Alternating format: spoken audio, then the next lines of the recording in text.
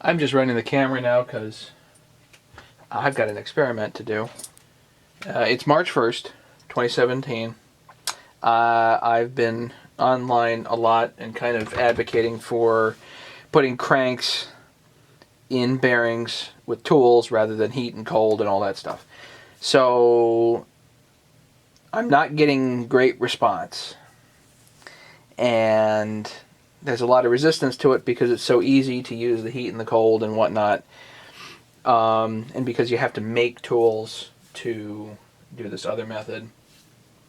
And I don't know, I see a lot of advantages to using the tools because they're easy to make, they're cheap to make, so why not do them?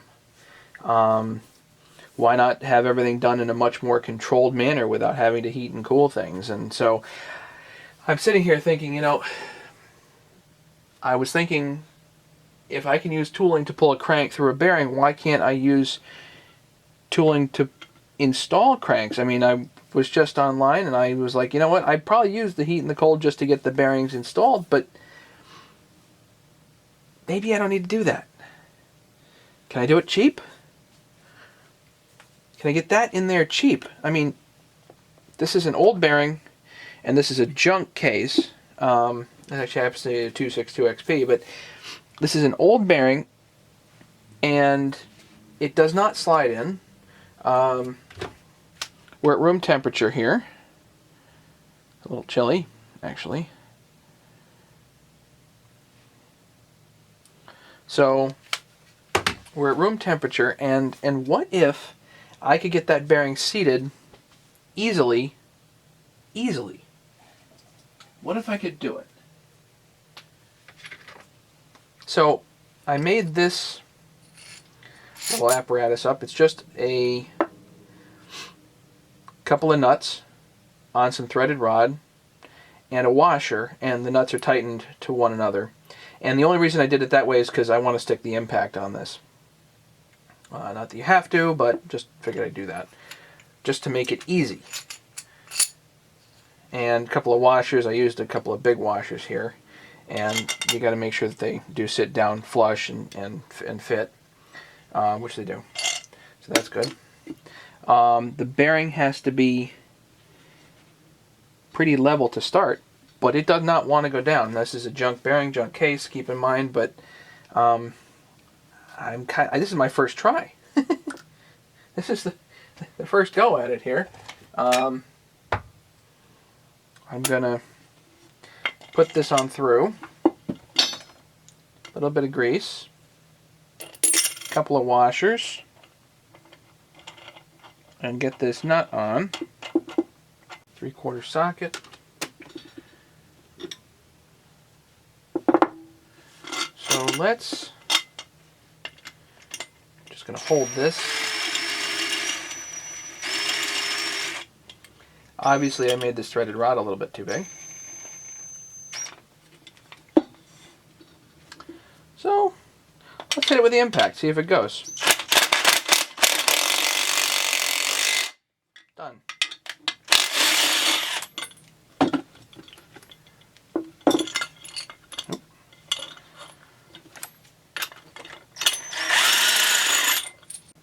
Goes as far as it's going to go. We're in. Let's see if I can hammer it out. Just for giggles, can I hammer it out?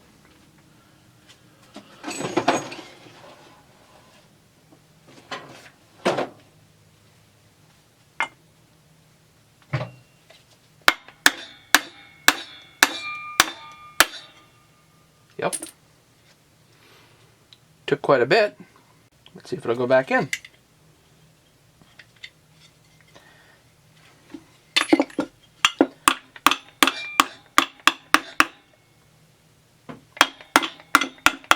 Obviously not easily. Let's try it again. Let's run it a second time.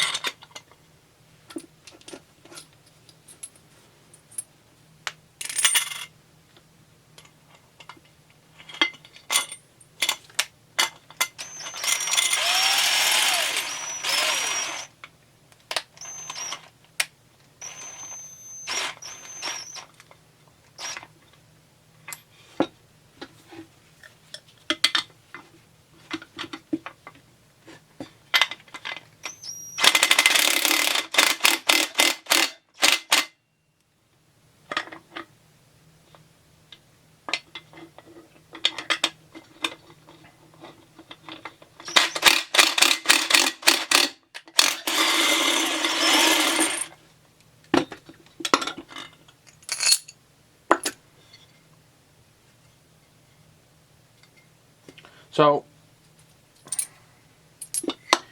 now I gotta ask, why the devil am I using hot and cold? Why am I using a torch?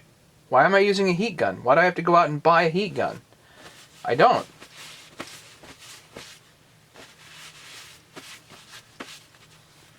I don't. Let's see how fast I can do it here. So same thing. Line it up. More or less. Gonna pull from this direction. This is the flywheel side. So if you want a positive stop on the inside, just to make darn sure it doesn't go beyond flush, you can do that. And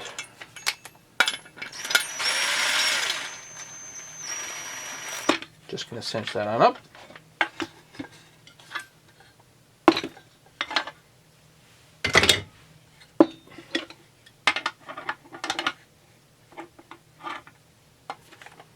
Again, this is a 372 case. Let's see if this works.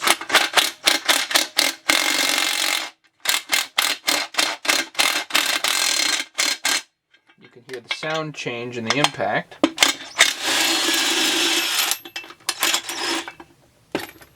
When you're done,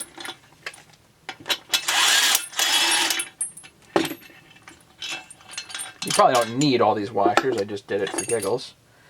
But there's your bearing. It was that fast. You're not risking, there's no risk to the bearing because you're pressing on both races at the same time. It's done completely at room temperature. You can handle it. You know, if you were really concerned about buggering the case or whatever, you could put some tape in there, or a piece of wood, you know, whatever. Folks, why are we not doing this? Why are we not doing it this way? So I'm pulling apart a 6203 bearing here. It's just a junk one. But I want the inner race out of here. Cut the cage out.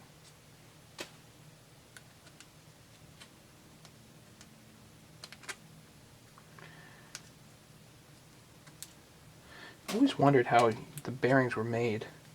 Then I finally saw it. I got it. The bearings all move to one side. Then you can move the inner race right out. The balls fall right out. So this inner race here, I just need to make as an appropriate spacer. Okay, so we have a 372 chassis with a bearing in it. I've got a 6203 inner race, used junk, as a spacer. And I've got my tool here, which I made. We're just going to cinch this on down best we can.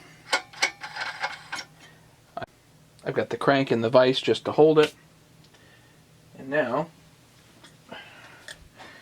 we can take this.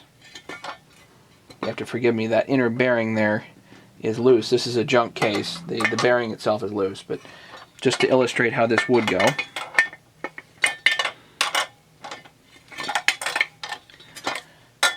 Just turn it on down. So you keep tightening until it stops.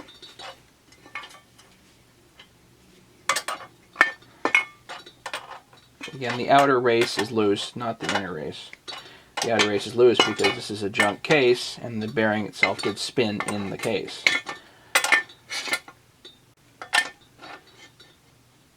But that's it. Back it off. They're left-hand threads, so you undo it like this. Spacer comes out. And your crank is fully in. The bearing is in, but the crank is fully seated as far as it'll go against the bearing. So we can do this with torches, or you can do this simply with a quick tool you make. I don't know. I'm going to avoid doing this with torches anymore. Yep. No more torches. No more heat. No more cold. No more sticking the bearings and cranks in the freezer. Just need the right tool. So, if anybody has any questions, they're welcome to put them in the comments section, obviously, but also please join us at arboristsite.com and also opeforum.com. Please check out the link in the description for HL Supply if you need any aftermarket parts. That's how my channel is supported, is if you buy from them. So, what else? Yeah. Isn't that cool? That bearing is on there. Think you can get that off?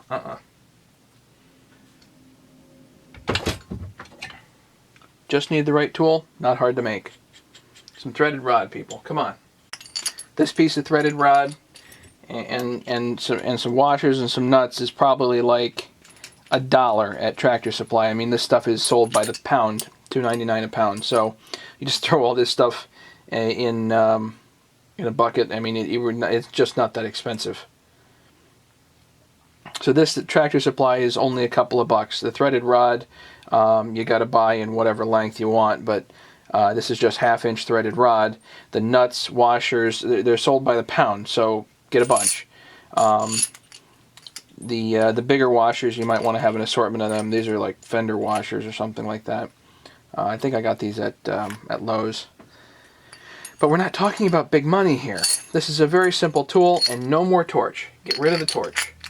Get rid of that torch. Be done with it. So, yep, that's basically all I got for you. Thanks for watching. Don't forget to subscribe.